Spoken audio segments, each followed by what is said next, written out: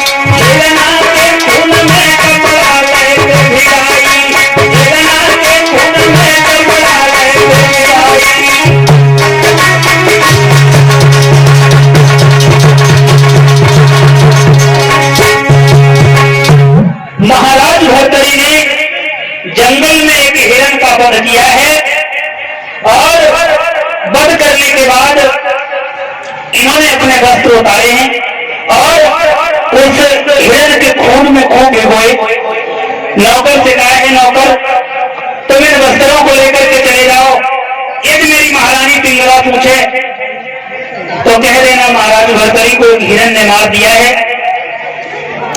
नौकर कहने लगा, महाराज ये क्या कह रहे हैं? एक पैर का दबा हुआ तिनका सर के ऊपर कैसे सवार हो सकता है? यदि मैंने महारानी पिंगला से ऐसे बोल दिया तो वो मुझे मरवा देगी।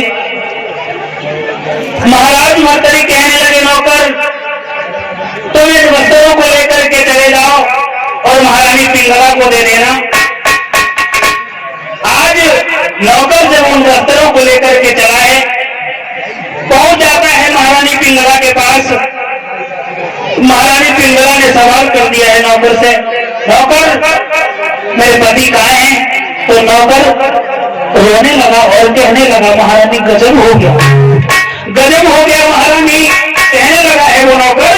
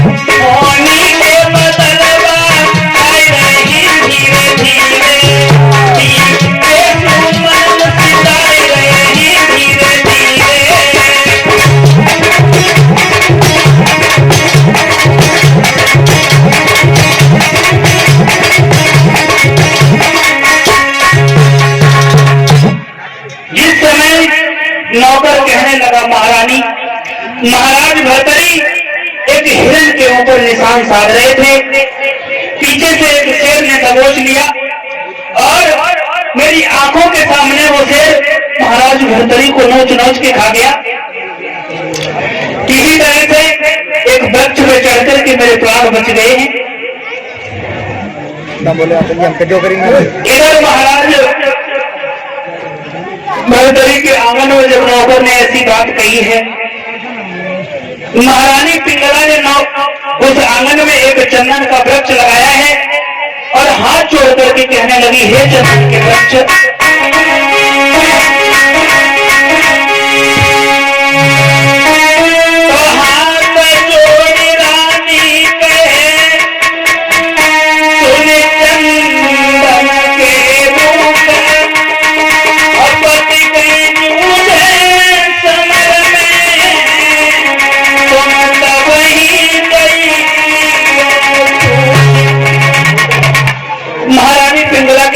हे चंदन के वृक्ष, यदि मेरे पति कई समर में मारे जाएं तो तुम उस दिन सूख जाना।